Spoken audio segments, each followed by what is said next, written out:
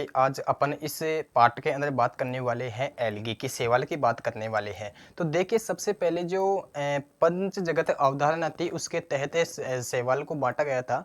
जो पंच जगत की जो अवधारणा थी वो दी गई थी आर.एच. व्हिटेकर के द्वारा। कब दी गई थी? 1969 के द्वारा। आर.एच. व्हिटेकर एक वैज्ञानिक थे, उन्होंने पंच जगत जगत की अवधारणा दी थी। अब बात करते हैं सर पंच जगत कौन कौन से थे। तो ये मैंने पहले ही ऐड कर दिया था कि कम समय में अधिक से अधिक जानकारी आपको मिल सके। तो देखिए 5 जगत कौन-कौन से थे। उनमें से जो पहला जगत था वो था मोनेरा। क्या था? मोनेरा। उसके बाद में जो जगत आया वो था प्रेस्टिटा, प्लांटी प्लांटी सॉरी आगे है फंजाई जिसे हम कवक भी बोलते हैं, प्लांटी और एनिमेलिया। इन 5 जगत में से शैवाल को किस जगत के अंदर रखा गया था? वो रखा गया था प्लांटी के अंदर। इस प्लांट के अंदर रखा गया था। अब देखिए प्लांट के अंदर अपन को किस किस का अध्ययन करने वाले हैं। प्लांट के अंदर सर्वप्रथम हम अध्ययन करने वाले हैं शैवाल का, जो अपन ऑलरेडी पहले से हेडिंग डाल रखी है शैवाल की। शैवाल के बारे में इस पार्ट के अंदर हम जानेंगे कि शैवाल क्या होते हैं। इसके अंदर अपन प्लांट के अंदर और बात करेंगे ब्रायोफाइटा की। किसकी बात करेंगे? ब्रायोफाइटा की, टेरिडोफाइटा की, अनावर्त बीजी और आवर्त बीजी। इन सभी बातों की जानकारी हम इस वीडियो के माध्यम से जानना चाहेंगे। अब देखिए जो एल्गी था, चलिए एल्गी अपन पढ़ रहे हैं शैवाल, तो इसके पितामह किसे कहते हैं? एल्गी का जो पितामह है उसे किसे कहते हैं? एल्गी के जो पितामह है फादर ऑफ एल्गी, इसके पितामह है F.E. इल्च। F.E. इल्च इसके क्या है? फादर ऑफ एल्गी, शैवाल के पितामह है। अब देखिए शैवाल होते क्या हैं। शैवाल वो होते हैं पर्णहरित युक्त स्वपोषी होते हैं। क्या होते हैं? पर्णहरित युक्त स्वपोषी होते हैं, थैलसी पादप होते हैं। अब सर ये थैलसी पादप क्या होते हैं? थैलसी वो होते हैं जिसमें जड़, तना, पत्ती आदि में विभेदित नहीं होता है, वह होता है थैलस। और ऐसे कौन होते हैं? ऐसे होते हैं सर शैवाल। कैसे होते हैं? पर्णहरित होते हैं जिसमें क्लोरोफिल, क्लोरोप्लास्ट उपस्थित होता है। स्वपोषी होते हैं मतलब खुद का भोजन स्वयं बनाते हैं, स्वपोषी कहलाते हैं। अब सर स्वपोषी और विषमपोषी में क्या अंतर है? ऐसे जो प्रकाश संश्लेषण के द्वारा अपना भोजन बनाते हैं वो होते हैं स्वपोषी, और प्रकाश संश्लेषण के दौरान अपना भोजन स्वयं नहीं बनाते हैं, दूसरों जीवों पर निर्भर होते हैं, वो होते हैं विषमपोषी। तो उदाहरण से देखिए आप जो पेड़ पौधे होते हैं, प्लांट होते हैं, वो स्वपोषी होते हैं, लेकिन मनुष्य, जंतु, जीव जंतु होते हैं ये विषमपोषी होते हैं। कैसे होते हैं? विषमपोषी। क्यों? क्योंकि अपन दूसरों जीवों पर निर्भर होते हैं, दूसरे जीवों पर निर्भर होते हैं। अब देखिए ये अब शैवाल के बारे में और भी देखिए कि इनमें कोशिकी विभेदन। अब देखिए इनमें हाँ ये स्वपोषी होते हैं।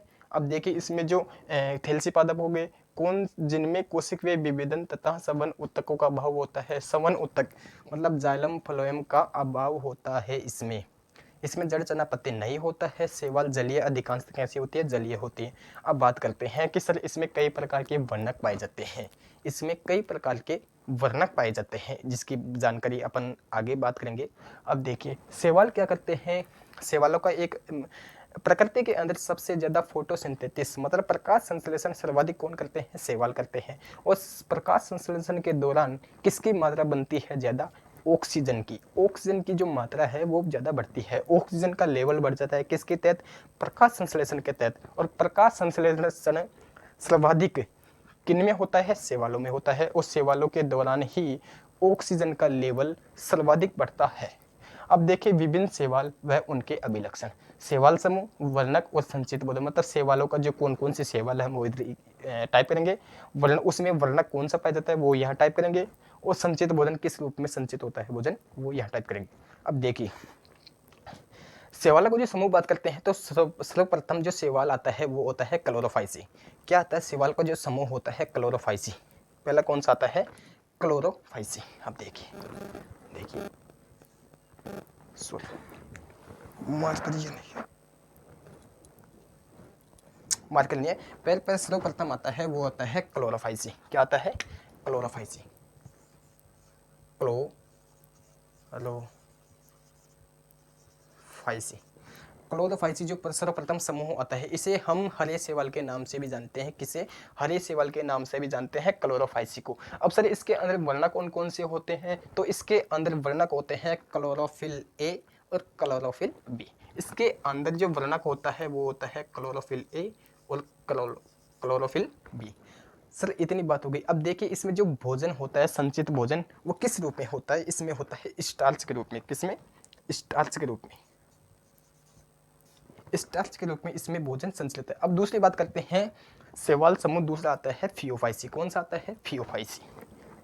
टाइप कर लेते हैं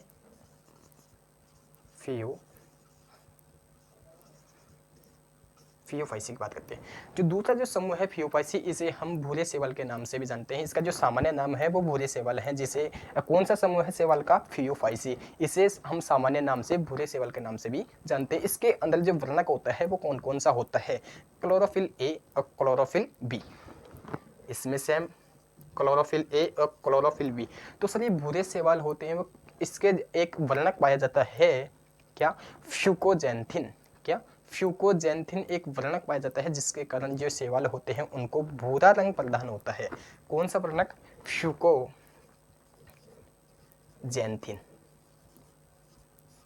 फ्यूकोजेंथिन एक ऐसा वर्णक है जिसके कारण इन शैवालों को भूरा रंग प्रदान होता है। इसमें जो संचित जो भोजन होता है वो किसके द्वारा होता है सर? मैनीटोन के द्वारा, लेजिलेनिन के द्वारा। मैनीटोन और लेजिलेनिन के द्वारा। किसके द्वारा? मेजिटोन और लेमिन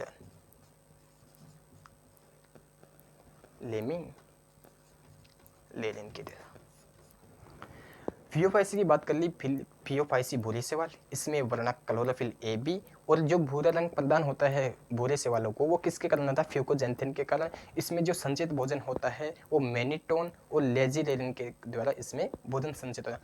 तीसरा हमारा जो शैवाल समूह होता है वो होता है रोडोफाइसी। क्या होता है? रोडोफाइसी।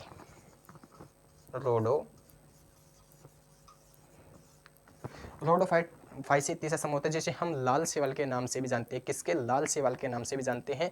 इसमें जो क्लोरोफिल पाया जाता है वो पाया जाता है क्लोरोफिल ए और क्लोरोफिल बी।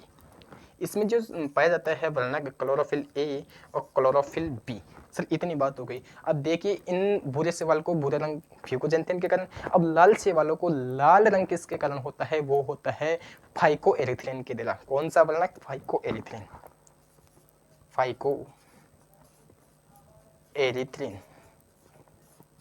फाइकोएरिथ्रिन के द्वारा इसको लाल रंग प्रदान होता है। अब देखिए सर इसमें संचित भोजन किस रूप में होता है? तो इसमें संचित भोजन होता है फ्लोरेडियन के द्वारा। इसमें भोजन संचित होता है फ्लोरेडियन।